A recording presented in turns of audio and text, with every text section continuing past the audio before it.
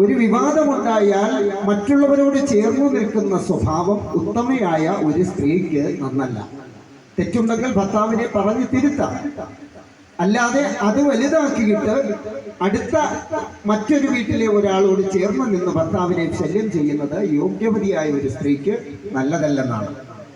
പിന്നെയോ അഗ്രാശിനിയും, അതായത് എന്തെങ്കിലും ഭക്ഷണ പദാർത്ഥങ്ങൾ ഉണ്ടാക്കി മറ്റുള്ളവർക്ക് കൊടുക്കുന്നതിന് മുമ്പേ സ്ത്രീകൾ കഴിക്കാൻ പാടില്ല. ഭർത്താവ് വീട്ടിലുണ്ടെങ്കിൽ അദ്ദേഹത്തോടൊന്ന് ചോദിക്കണം, നമ്മുടെ ഭക്ഷണമൊക്കെ റെഡിയായി കഴിയുമ്പോൾ ഭക്ഷണം കഴിക്കുന്നോ എന്നെങ്കിലും ഒന്ന് ചോദിച്ച് വേണം കഴിച്ചു തുടങ്ങാൻ നടാൻ. അപ്പൊ അഗ്രാശിനിയും അന്യഗൃഹപ്രവേശിനിയും ഇങ്ങോട്ട് ശ്രദ്ധിക്കണം.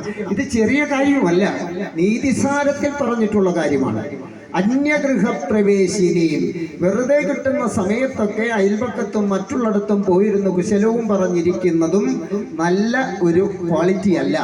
ആ സമയത്ത്